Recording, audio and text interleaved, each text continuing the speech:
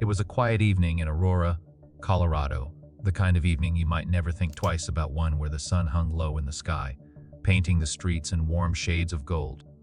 The date was August 28, 2013. Families were enjoying the last few moments of summer, kids running through sprinklers, neighbors chatting on their porches as the day slowly slipped into night. But at exactly 9:30 p.m., something changed. A routine call crackled over the police scanner, one that seemed like just another report of a domestic dispute, nothing too alarming.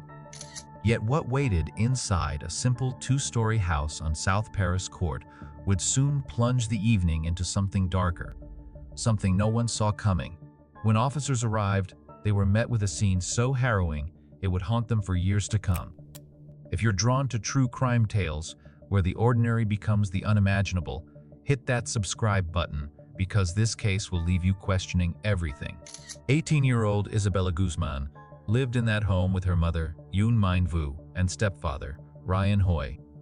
To friends, Issabela was quiet, artistic, a little different, the kind of teen who filled notebook margins with sketches and dreamed of creating something big one day. But inside the home, her relationship with her mother was deteriorating at a frightening pace. Police had already been called to the house multiple times after heated arguments spilled outside. Things worsened as the summer went on. Issabela dropped out of school, ignored house rules, and began posting unsettling messages online. In one email, she reportedly wrote to her mother, "You will pay for what you've done." Earlier that very day, Yun Min reached out to police again, telling them she feared her daughter might hurt her. An officer arrived, spoke with Issabela, and left only after she promised she'd calm down. But by nightfall, the argument had reignited, louder and more violent than before. Yun Min texted her husband at work, "Please come home. Bella is threatening me." It was the last message she ever sent. When Ryan Hoy pulled into the driveway around 9:30, the house looked calm, no sign of a struggle. He walked inside, calling out for his wife. No answer. Upstairs, the bathroom light was on, the door closed, and water was running. Then came the sound, dull, repetitive thuds. He knocked once. No response. He pushed the door open and froze. Yun Min Vu was slumped in the corner, her face and chest covered in blood. Standing above her was Issabela holding a kitchen knife, her clothes soaked red. Ryan slammed the door and ran down the hall. As dispatchers sent officers to the scene, Issabela slipped out the back door and disappeared into the night. When police arrived, the sight inside was beyond words. Yun Min had been stabbed more than 150 times, many of the wounds to her face and neck, an act prosecutors later described as rage beyond reason. A bloody baseball bat lay nearby, used before the stabbing began. Paramedics tried to revive her, but it was already too late. A citywide manhunt began immediately. K-9 units followed footprints through backyards and alleys. Helicopters circled overhead. Just before dawn, officers spotted Issabela near a parking garage a few miles away, barefoot, wet from rain, her eyes vacant. When they approached, she didn't run or resist. She simply looked at them and said, "I'm not the one you're looking for."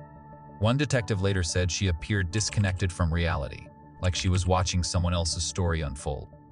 After she was taken into custody, police photographed faint scratches on her hands, the only physical evidence linking her directly to the struggle. During questioning, Issabela barely spoke. When she did, her voice was flat, emotionless. She told detectives she was guided by voices and that her mother had been possessed by something evil. At times, she looked past the officers, muttering to herself. Police quickly realized this wasn't a case of anger or revenge. It was a full psychotic break. Psychiatric experts were called in within 48 hours. They diagnosed paranoid schizophrenia with severe delusions. You think some juror sitting on a jury is going to believe that you're not the person we suspect killed their mother? When you're caught right down the street with knife injuries to your hand? Scissors. It's not scissor injuries. I told you they were scissors. It's not scissor injuries. Yes, it was. You're not going to bully me into admitting what you want me to, like, pretend No, to be. I suspect we're probably not. I mean, that's a decision you have to make in your own head. I mean, that's the bottom line. You're 18 years of age. You understand why you're here. You know what you've done. We've given you an opportunity to talk about what you've done. We've given you an opportunity to give us a reason why you did what you did. And you've continued on this crazy-ass story that this, you have nothing to do with this, and that story is not believable. We don't It doesn't believe have to be believable. It will be proven. Court records later revealed that her family had noticed signs for months-long periods of isolation, erratic speech, paranoia that people were watching her. Her father, Robert Guzman, testified that his daughter had been diagnosed with a serious mental illness months before the murder. She had been prescribed antipsychotic medication to manage her hallucinations and paranoia medication meant to keep her thoughts grounded in reality. But around July 2013, just a few weeks before the killing, Isabella refused to keep taking it. Her father said she believed the pills were poison and that they were part of a plot to control her. Without the medication, her symptoms came back fast. She stopped eating with the family, covered mirrors because she said someone was watching, and started talking to herself for hours in her room. The district attorney charged her with first-degree murder, but from the beginning, both sides knew it would never go to a typical trial. After extensive psychological evaluation, doctors concluded Isabella had been legally insane when she killed her mother, incapable of understanding right from wrong. In November 2014, the court ruled her not guilty by reason of insanity and committed her indefinitely to the Colorado Mental Health Institute at Pueblo, a secure hospital for the state's most violent psychiatric patients. Just into 7 News, formal murder charges and crime of violence against this woman, Issabela Guzman. She's accused of stabbing her mother 79 times. 7 News reporter Lance Hernandez live now. Lance, the filing of charges was actually delayed today because Guzman wouldn't leave her cell. Mike, she was due in court this morning, but court officials told us she didn't want to leave her jail cell at the Arapahoe County Detention Center. Issabela Guzman now facing first-degree murder charges. She was charged with first-degree murder after stabbing her mom about 79 times in the face and neck at this house in Aurora. The 18-year-old smirked at the camera as she stood up and walked to the defense table this afternoon, her arms and legs shackled. After the judge read the complaint against her, she looked over, stared at the camera, and motioned to the area under each of her eyes with her index finger. Court documents indicate that Issabela Guzman had a contentious relationship with her mom, and that her mom was concerned enough that she called police on August 28th. Her stepfather, Ryan Hoy, never returned to live in the house. He later told reporters that every sound, even running water, brought flashbacks. Now, we tried to contact Guzman's stepfather. He wasn't home, a cleaning crew telling us that he may never return to this house. We did find these 2 dumpsters, though, filled with stuffed animals, some jewelry, and other belongings. It's obvious that somebody didn't want this stuff in the house.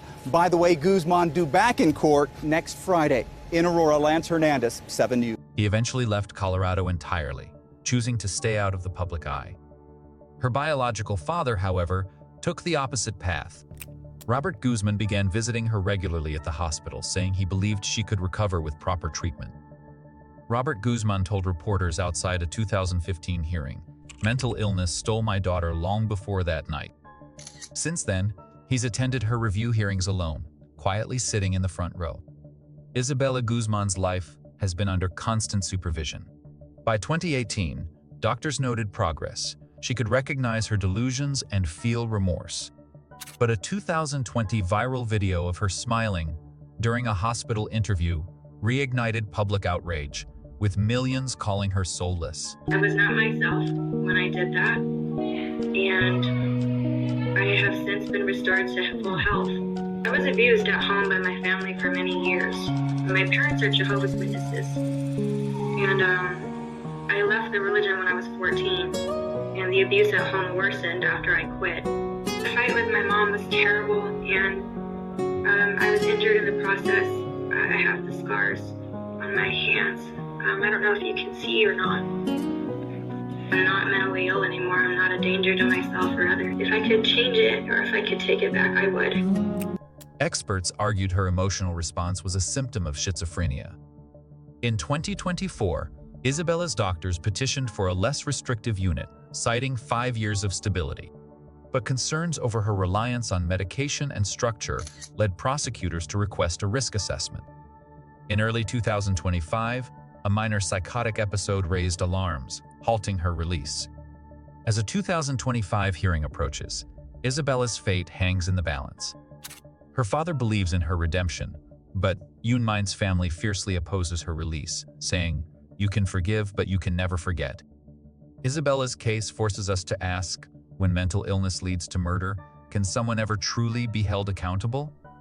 If you're drawn to stories where crime, psychology, and tragedy collide, hit subscribe.